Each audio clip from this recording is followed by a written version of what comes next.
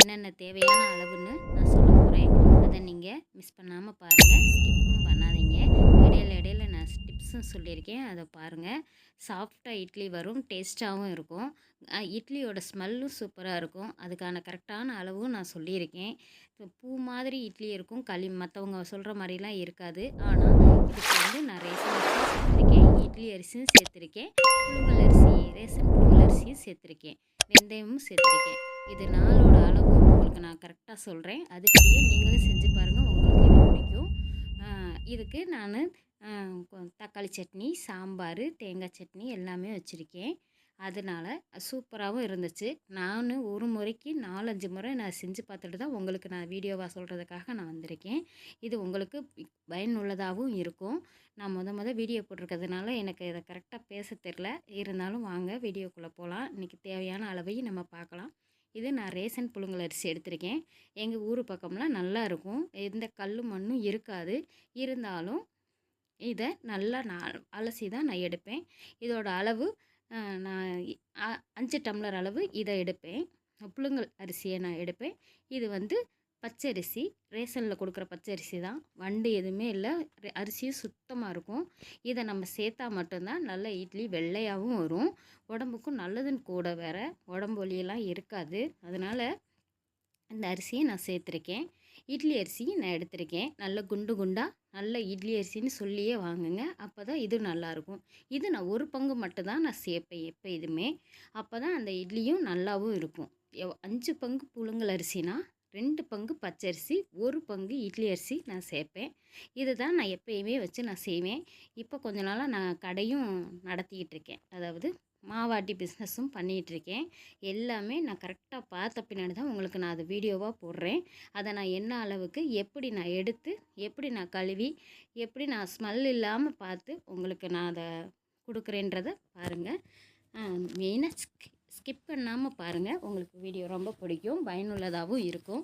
இப்போ நான் இந்த டம்ளரில் தான் அளவு எல்லாமே எடுக்க போகிறேன். இந்த டம்ளர் எப்படியும் 1/4 கிலோ பிடிக்கும். இதுதான் என்னுடைய அளவு. வாங்க இந்த அளவு பார்த்துக்கோங்க. இந்த அளவில் தான் இப்போ நம்ம புழுங்கல் அரிசி எடுக்க போகிறோம். இந்த புழுங்கல் அரிசி 5 டம்ளர் இதேமாரியே நான் எடுக்க போகிறேன். வாங்க. அதுபோல் தலையை தட்டாமல் நம்ம குமுலாக எடுக்கணும், அப்போ தான் மெஷர்மெண்ட்டு கரெக்டாக இருக்கும்.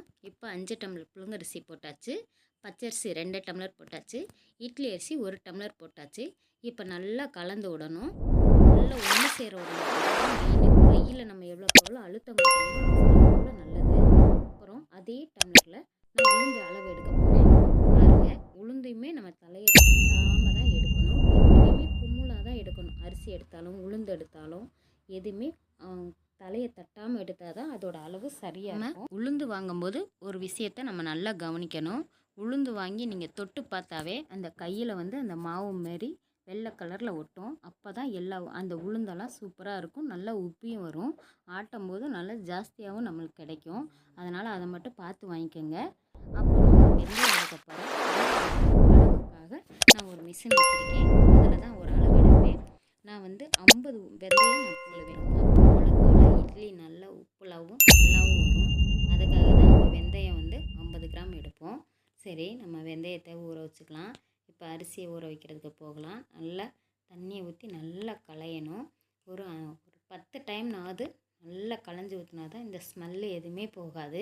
இது களையும் போதே நம்ம கையை நல்லா நசுக்கி விட்டு பிணைஞ்சால் மட்டும்தான் அந்த ஸ்மெல்லு எதுவுமே இருக்காது. இது நம்ம கழுவிக்கிட்டு இருக்கும்போதே கல்லுப்பு ஒரு கை நம்ம போட்டு அதை களைஞ்சோம்னா அந்த பிசுபிசுப்பு தன்மை எதுவுமே இருக்காது.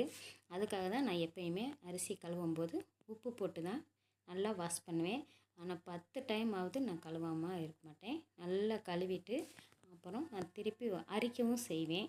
எதுவும் கல் மண் இருக்கக்கூடாதுன்னு அரிசி தான் அரிசிகளை நான் எடுப்பேன். அரிசியை நம்ம கழுவும் போதே நம்ம அரிச்சிக்கிட்டால் தான் அது அரிசி நம்ம ஊறங்குள்ளையுமே அரிசி கம்மியாக இருக்கும். அதனால் ஈஸியாக அரிச்சிக்கலாம். கல் மண் இருந்தாலும் உடனே வந்துடும். நல்லா ஊறின பின்னாடி நம்ம அரித்தோம்னா அந்த மாவு ஊறினதெல்லாம் தண்ணியில் வெளியே போயிடும். அதனால் நான் ஊற வைக்கங்குள்ளையுமே அரிசி எடுத்துருவேன். நல்லா அரிசியை அரிசி எடுத்த பின்னாடி நான் திருப்பியும் 2 அலசி எடுத்துகிட்டு தான் நான் ஊற வைப்பேன். ஆனால் குறைஞ்சது 8 மணி நேரம் நல்லா ஊறணும் அரிசி, அப்போ தான் நல்லாவும் இருக்கும். அரிசியை 8 மணி நேரம் ஊறணும். வெந்தயமும் அரிசி ஊற வைக்கும்போதே வெந்தயத்தை நான் ஊற வச்சுட்டேன். அதனால் வெந்தயமும் ஊறிடும். உளுந்து மட்டும் நான் அரைக்கிறதுக்கு முன்னாடி குறைஞ்சபட்சம் 2 மணி நேரத்துக்கு முன்னாடி தான் உளுந்தை ஊற வைப்பேன். அப்போ தான் உளுந்து நல்லா பொங்கி வரும். இப்போ 8 மணி நேரம் ஊறிடுச்சு. நம்ம அரைக்க ரெடி ஆகலாம். இப்போ கிரைண்டர் போட்டாச்சு. அதில் கொஞ்சோண்டு தண்ணி ஊற்றி ஃபஸ்ட்டு ஓட விடணும். ஓட விட்ட பின்னாடி தான் நம்ம வெந்தயத்தை அதில் போடணும். அப்போ தான் நல்லா நைஸாக அரையும். வெந்தயம் நல்லா நைஸாக நரைஞ்ச பின்னாடி தான் நம்ம உளுந்தை போடணும். அப்போ தான் இல்லைன்னா வெந்தயம் வந்து திப்பி திப்பியாக தெரியும். அதனால் வெந்தயத்தை மட்டும் நல்லா நான் கொஞ்சம் நைஸாக ஓட்டி விட்டுட்டு தண்ணியை வந்து ஒரே தான் ஆட்டக்கூடாது. எப்பயுமே தெளித்து தான் ஆட்டணும். தெளித்து ஆட்டும்போது தான் அதோட உப்பி நல்லா வரும், இட்லியும் நல்லாவும் வரும். அதுக்காக தான் உளுந்தை வந்து 1 மணி நேரமாவது நம்ம அரைக்கணும். அரிசி வந்து கொஞ்சம் குருணை பதமாக அரைச்சா பரவாயில்ல. உளுந்து மட்டும் எப்பயும் 1 மணி நேரம் ஆட்டணும். நம்ம உளுந்து ஆட்டும்போது தண்ணியை தெளித்து ஆட்டும்போது கிரைண்டர் ஹீட் ஆயிரும். அதுக்காக நான் வந்து டம்ளரில் தண்ணி ஊற்றி ஃப்ரீசரில் வச்சு ஐஸ் கட்டி ஆக்கி வச்சுருக்கேன். அதை தண்ணியில் ஐஸ் கட்டி போட்டு அதை வச்சு தான் நான் வந்து தெளித்து ஆட்டுவேன். ஐஸ் தண்ணியில் நம்ம தெளித்து ஆட்டினோம்னா உளுந்து நல்லா பொங்கி வரும். அதுக்காக தான் அந்த தண்ணிக்குள்ளே நான் ஐஸ் இதை போட்டிருக்கேன். இதை வச்சு தான் தெளித்து ஆட்டுவேன். 1 மணி நேரம் ஆட்டணும். 1 மணி நேரம் ஆட்டினாவே போதும். உளுந்து நல்லா ஆடிடுச்சு. இப்போ நம்ம உளுந்தை தோண்டிக்கலாம். உளுந்து தோண்டின பின்னாடி அதே கல்லில் நம்ம கொஞ்சோண்டு தண்ணியை ஊற்றி நம்ம அரிசி ஆட விட்டுக்கலாம். அரிசி ஆடுறது ஒரு 1/4 மணி நேரத்துலேயே அரிசி ஆடிடும். அதுபோல் நல்ல ரவை பதத்தில் நம்ம அரிசி ஆட்டி எடுத்தால் தான் இட்லி நல்லா வரும். அரிசிக்கு அதே பக்குவம் தான். கல் ஹீட் ஆயிடுச்சுன்னா இந்த ஐஸ் பாரை நான் 2 கிளாஸ் வச்சுக்குவேன். உளுந்துக்கு போடும்போதும் ஒரு ஐஸ் பாரும், அரிசி போடும்போதும் ஐஸ் பார் வச்சுக்குவேன். அப்போ தான் அந்த ஜில்னஸோட அந்த கிரைண்டர் வந்து ஹீட் ஆகாமல் மாவும் நல்லா நரப்படும். அதுக்காக தான் நான் ஐஸ் தண்ணியை யூஸ் பண்ணிக்கிறது. இப்போ அரிசியும் ஆட்டியாச்சு. நம்ம அதை தோண்டிக்கலாம். இப்போ மாவுக்கு 3 ஸ்பூனு உப்பு போட்டு கரைச்சி விட்றேன். நான் அரிசியும் உளுந்தும் ஒன்றும் தனித்தனியாக இல்லாமல் ஒன்றா நல்லா கரைச்சி விடணும். எனக்கு இந்த பக்கெட் ஃபுல்லானனால என்னால் கரைக்க முடியல. இருந்தாலும் நசுக்கி விட்டுட்டு நான் வேறு பாத்திரத்துக்கு மாற்றி நல்லா அடித்து கரைச்சி விடணும். கரைச்சி விட்டால் தான் அது வந்து ஒன்றா வந்து புளிச்சு வரும். இல்லைன்னா அங்கங்கே அரிசியும் அங்கங்கே உளுந்தும் இருக்கும். அதனால் நல்லா கரைச்சி விடணும். எவ்வளோக்கு எவ்வளோ நம்ம கையை யூஸ் பண்ணுறோமோ அவ்வளோக்கு எவ்வளோ மாவு சாஃப்டாக வரும். இப்போ நல்லா கரைச்சாச்சு. கரைச்சி இப்போ வந்து நம்ம 8 மணி நேரம் வந்து நல்லா புளிக்க வைக்கலாம். புளிக்க வச்சுட்டு காலையில் நம்ம இட்லி ஊற்றி பார்க்கலாம். வாங்க, இப்போ நம்ம மூடி வச்சாச்சு. நல்லா கரைச்சாச்சு. இது நல்லா ஊறட்டும். இப்போ நம்ம மூடி வைக்கலாம். நம்ம அதுக்கு முன்னாடி ஒரு 8 மணி நேரம் கழித்து இதை நம்ம பார்க்கலாம். வாங்க, இப்போ பாருங்கள் நல்லா எப்படி நம்ம நல்லா பொங்கி வந்திருக்கு. நம்ம போட்ட அளவு எவ்வளோ, இப்போ நல்லா உப்பி வந்திருக்கு. இந்த மாவு இந்த இதில் இருந்தால் தான் நம்மளுக்கு நல்லாவும் இருக்கும். இட்லியும் நல்லா சாஃப்டாக. நான் இட்லி பானையில் 2 செம்பு தண்ணி ஊற்றி அதை தனியாக கொதிக்க வச்சுருக்கேன். கொதிக்க வச்ச பின்னாடி தான் நம்ம வந்து மாவு ஊற்றி உள்ளே வைக்கணும்.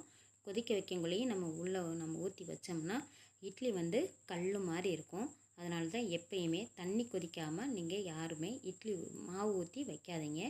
பாருங்கள் நல்லா எவ்வளோ கொதிச்சிருக்குன்னு. இப்போ நான் ஊற்றி வைக்கிறேன். நம்ம ஊற்றி வச்ச பின்னாடி ஒரு 8 நிமிஷத்துலேருந்து 12 நிமிஷம் வரையில் நம்ம வேக விடணும். அப்போ தான் இட்லி நல்லா வெந்திருக்கும். இப்போ இட்லி நம்ம 8 நிமிஷம் 10 நிமிஷம் ஆயிடுச்சு. நம்ம இட்லி வெந்துருச்சான்னு பார்ப்போம். அங்கே நான் கத்தியை வச்சு வச்சு பார்க்குறேன். கத்தியில் ஃபஸ்ட்டு நான் தண்ணி வைக்காமல் பார்த்துட்டேன். அதனால் லைட்டாக ஒட்டியிருக்கு. இப்போ தண்ணி வச்சு பார்த்தேன், நல்லா வெந்திருக்கு. இப்போ பாருங்கள், இட்லி துணியில் ஒரு பொட்டு கூட ஒட்டாமல் அப்படியே சாஃப்டாகவும் நல்லாவும் இருக்கும். இங்கே பாருங்கள், துணியில் எதுவுமே ஒட்டலை. இட்லியும் எப்படி இருக்குன்னு மட்டும் பாருங்கள். ஒயிட்டாக சூப்பராக இருக்கும். இட்லி குழந்தைகளுக்கும் இதை கொடுக்கலாம். மெதுவாகவும் இருக்கும். பிள்ளைகளும் விரும்பி சாப்பிடுங்க. நம்ம வெந்தயம் அதிகமாக போட்டிருக்கோம்ல, அதுதான் நல்லா ஸ்மெல்லாக இருக்கும். நல்லாவும் இருக்கு. பாருங்கள் எவ்வளோ சாஃப்டாக இருக்குன்னு பாருங்கள். சூப்பராக இருக்கும். இதுக்கு நான் வந்து தேங்காய் சட்னி, புதினா சட்னி, சாம்பார் வச்சுருக்கேன். பார்க்கவும் சூப்பராக இருக்கும், சாப்பிடவும் நல்லாயிருக்கும். எல்லாம் விரும்பி சாப்பிடுவாங்க. நீங்கள் இந்த மெஷர்மெண்ட்டில் இட்லிக்கு அரைச்சி பாருங்கள். இதோட கருத்தை நீங்கள் தெரிவிங்க. லைக் பண்ணுங்கள், ஷேர் பண்ணுங்கள், சப்ஸ்கிரைப் பண்ணுங்கள். Thank you. Support with my channel. Thank you. Thank you friends, all of you.